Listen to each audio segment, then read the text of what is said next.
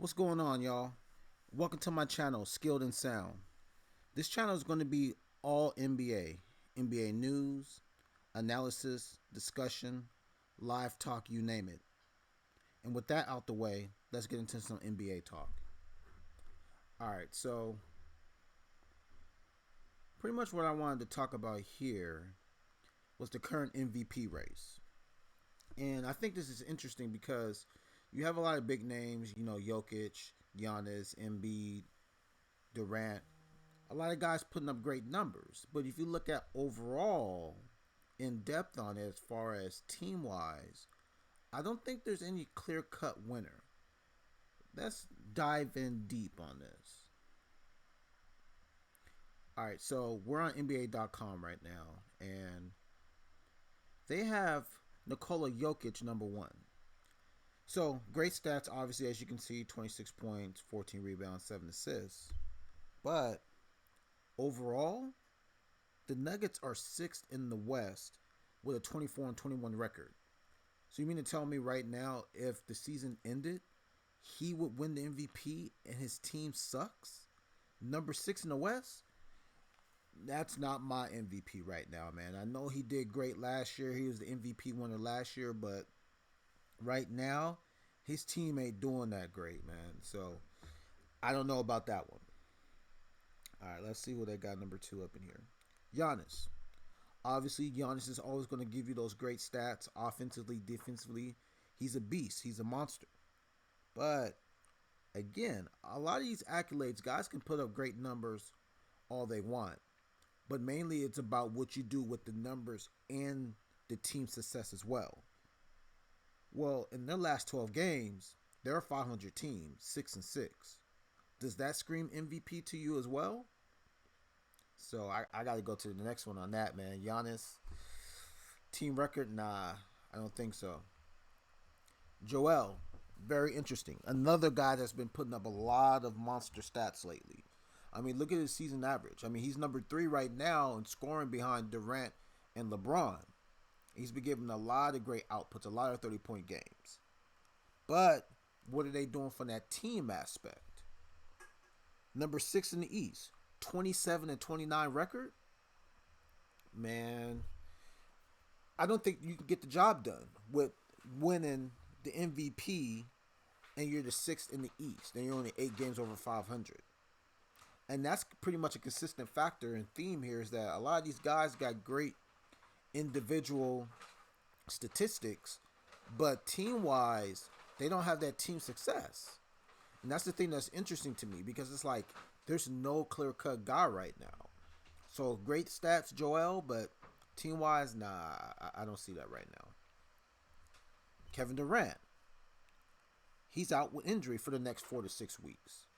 So now you got to exit him out the equation. So he's not even in it because of injury. So exit him out.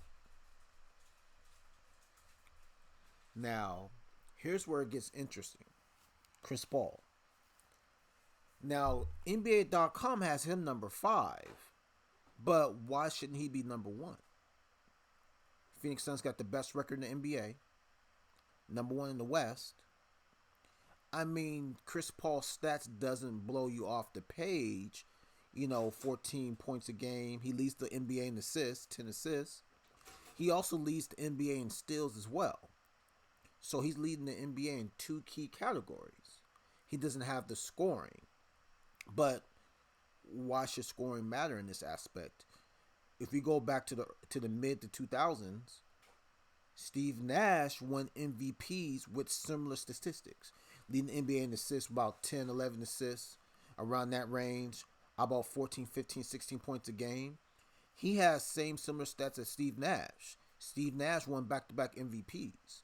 So if Steve Nash can do it then, why can't Chris Paul win the MVP right now with similar stats? As of right now, I know a lot of people are not going to like this, but Chris Paul, I think he should be number 1 if the season ended. He would be my guy for MVP right now. And let's see who else they have up here. Steph Curry, get him out of here.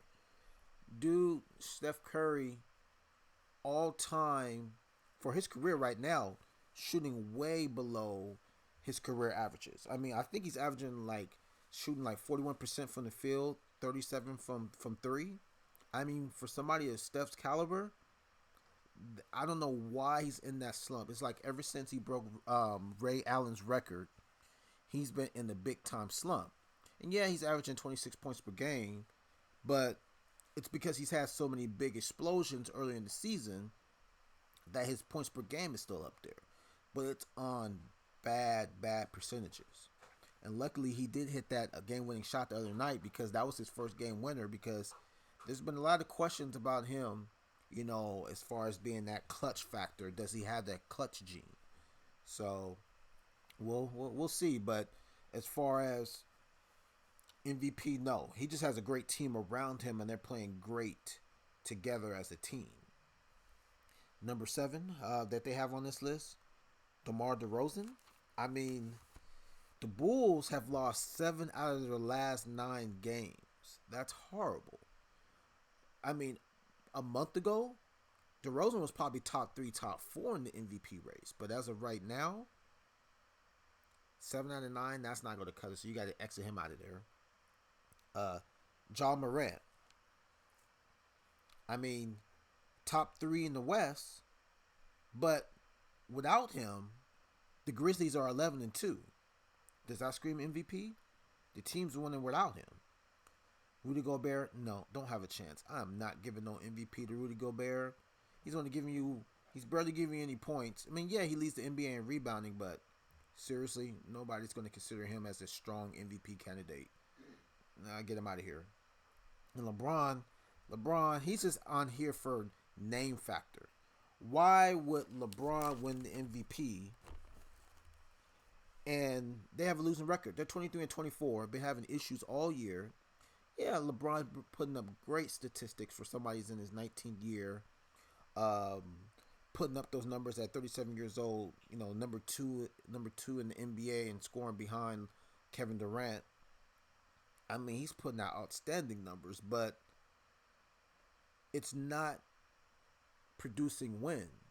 And as we know, the LeBron that we've been watching for the last 19 years, his stats and what he does on the court contribute to wins. And right now, it's not putting up wins. He's just putting up stats, and that's it.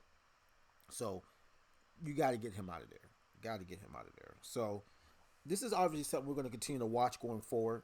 I just wanted to put my little spin, my little analysis on there, just give my thoughts on this. But I don't like any of the candidates. And as of right now, my number one candidate has to be Chris Paul. Just because number one team, like I said earlier, in the NBA, leads the NBA in assists, leads the NBA in steals. Steve Nash won MVPs with those type of numbers. I mean, yeah, they were controversial back in the mid-2000s. People thought Kobe should have won 1 year. People thought Shaq should have won the other year. But why can't you give it to Chris Paul right now? Arguably the best player in the best team. Usually that's what happens with the MVP, is the best player in the best team. So why can't you give it to him right now? But all these other guys, great numbers, team success is lacking, or guys are injured, or guys are on big time slumps.